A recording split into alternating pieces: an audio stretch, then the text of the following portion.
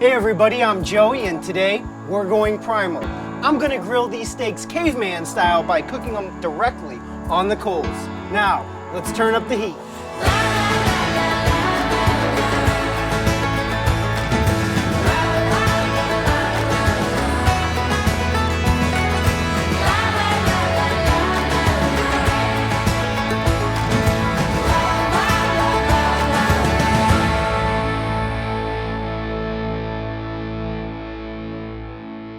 Today, we're combining two of the greatest things known to man, fire and steak.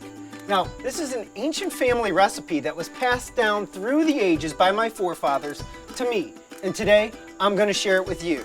Cooking steak caveman style means cooking it directly on the coals with no grate. Now, to be really honest, it makes me a little bit nervous to throw an expensive cut of meat directly on the heat, but hey, if it's good enough for my forefathers, it's good enough for me. Today we're using this jumbo lump charcoal, and this is what it looks like before it's heated. What we want to do is get this nice and hot, red hot. We want to have very little to no black showing at all. Now we're ready to throw on the steaks. First thing we're going to do is just blow off any existing ash. Now for the moment of truth. Here we go.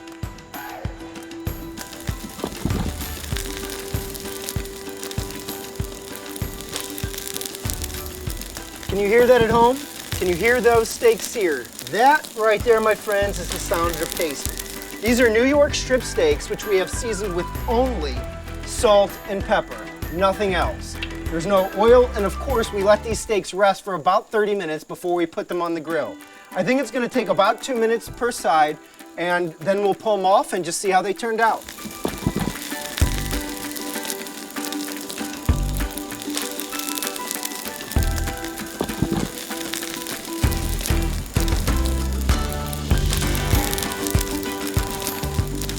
These have been cooking for 2 minutes, so it's time for the flip.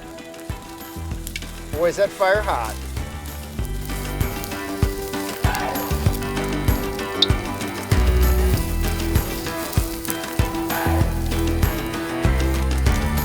Another thing to remember when cooking steaks caveman style is you don't want them to be super thick. No more than 1.5 inches thick. These are actually closer to about 1 inch. Anything thicker than 1.5 inches will take some level of indirect heat to get it cooked all the way through. So again, not super thin because you won't be able to get it medium rare or medium or however you prefer it. About 1 inch, 1.5 inches thick is absolutely perfect for these. Now you might get a little bit of that charcoal that sticks to it. Just go ahead and give it a shake and it should fall right off.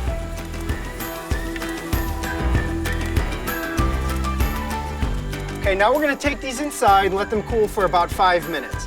Look, 5 minutes isn't a lot of time, but it's plenty of time to go to our website, redmeatlover.com, and sign up for our newsletter. If you do, you'll be registered to win a free meatie. We're giving away a free grilling shirt every single month.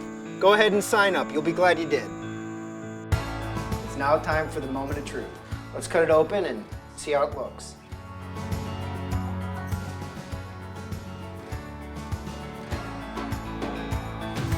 As you can see, we have some pink, a nice medium rare color right there. So it turned out just great. It may not be something I use every time I cook a steak, but it's just nice to have that tool in my back pocket in case I'm ever missing a grill cover. It also gives the steak a nice smoky flavor once you bite into it. It's absolutely unlike anything you've ever had before.